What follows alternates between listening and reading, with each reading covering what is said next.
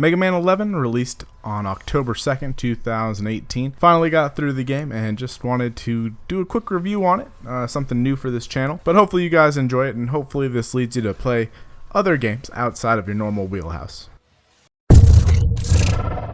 Welcome back, and today we're going to do something a little different. We're going to do an actual review of a game on what I thought about it, how the game feels, how it plays, so that way if you only watch Battlefront 2 videos and you find this one, hopefully maybe you'll find other games that you might enjoy as well. So let's just go a quick overview about Mega Man. Mega Man was originally released in 1987, and it's a side-scroller game. Mega Man 11 is no different. It is also a side-scroller, which makes it very nostalgic for those older gamers like myself who remember playing the original Mega Man series, or at least Mega Man 2, because I didn't play the original first Mega Man until more recently. But there's a very loose story to Mega Man, and it's basically robots were turned evil by Dr. Wily, and Dr. Light is on the side of good with Mega Man, trying to stop him. That's pretty much it. There's really not much else there. And in Mega Man 11, you're still at it. So the main thing about Mega Man is that you're able to pick the order in which you fight each boss. Each level contains a different boss at the end with different abilities and different powers.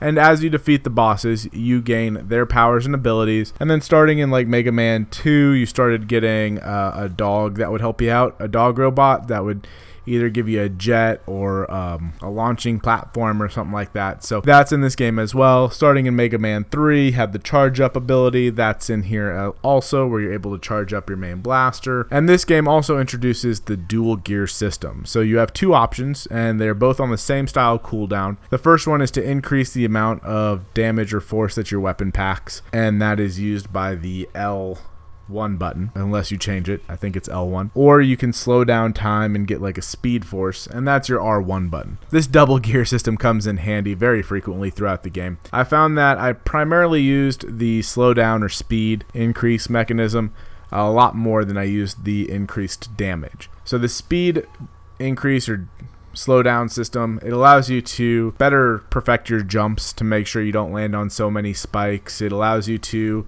dodge things that are moving very quickly, and there are plenty of things that move very fast in this game. There's usually a lot going on the screen. It's kind of hard to track where you're standing versus what you're about to fall into. So the double gear, the speed increase system really helps out with that and a lot of the boss fights. The other one I didn't really use a whole lot, that increases the damage. So in these games there's always an ability that counters another character or boss, and the main thing is to figure out which ability to use in order to deal the most amount of damage per hit. So if you do that and you find which one does the most amount of damage, you don't really need the double damage ability a whole lot, or at least not as much as you do for the speed ability. So let's just go over why I really love Mega Man. And honestly, this game, I'll just go ahead and say it, I enjoyed Mega Man 11 a lot. It was a ton of fun. So in Mega Man, you're meant to fail in these games. You're going to die, and you're going to die a lot. And the levels give you some hints as to what's going to be coming. So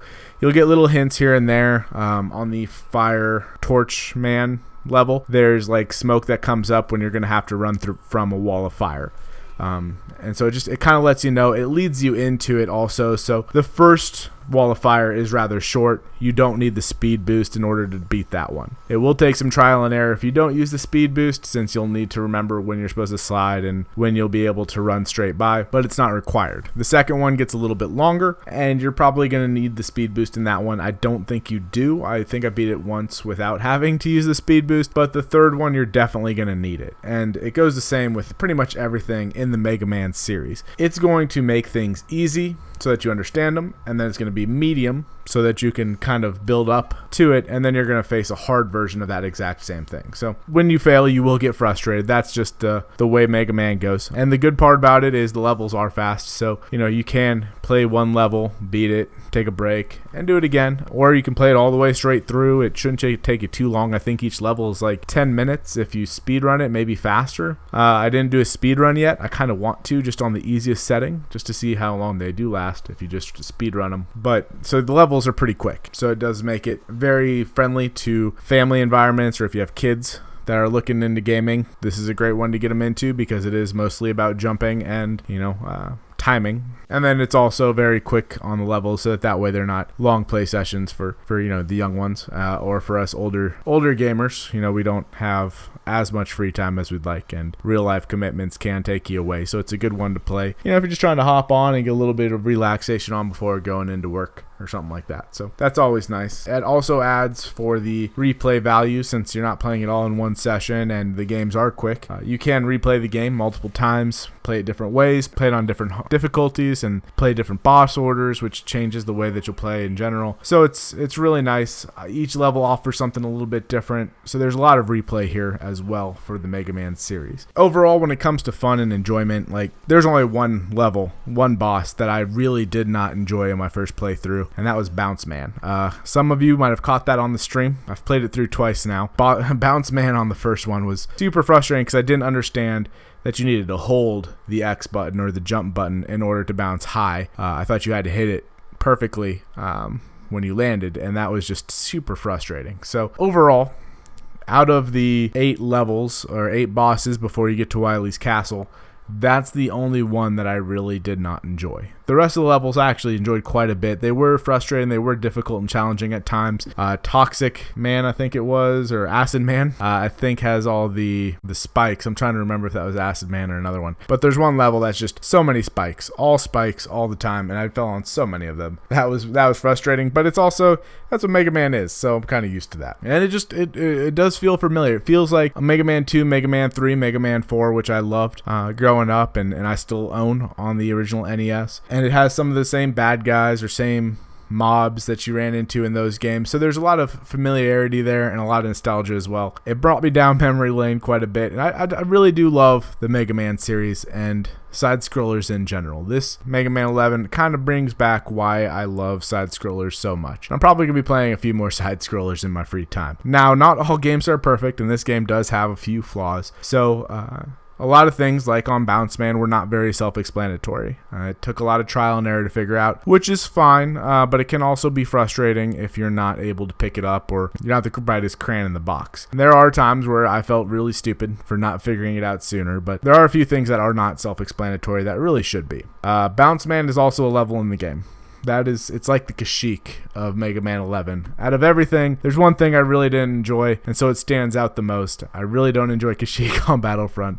Really did not like Bounce Man on Mega Man 11. With that said, it's not the most horrible thing in the world. It's just, when you find a flaw, you tend to focus on it when you have to do it again. And like all Mega Man games, there's always one ability that just dominates every level or every boss fight over everything else. So going into a boss fight, that's the first one to try because you're probably going to be able to get through that boss powerhousing through for the most part. Now, overall, if I were to give the game a rating, I would give it an 8 out of 10. And the reason being is it does have some flaws. It's a solid game for under $30. By far, if you have an extra $30 to spend and you're looking for a game to play, I highly recommend picking up Mega Man.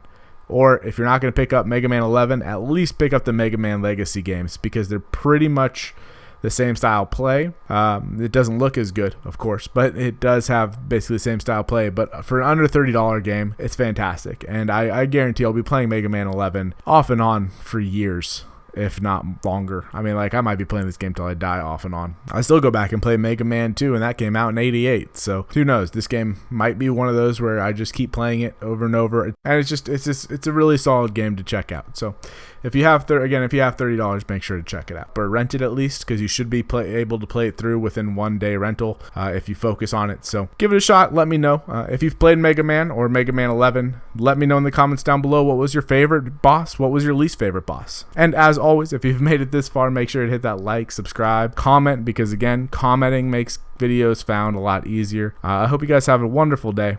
Thank you for your time, and I'll see you in game.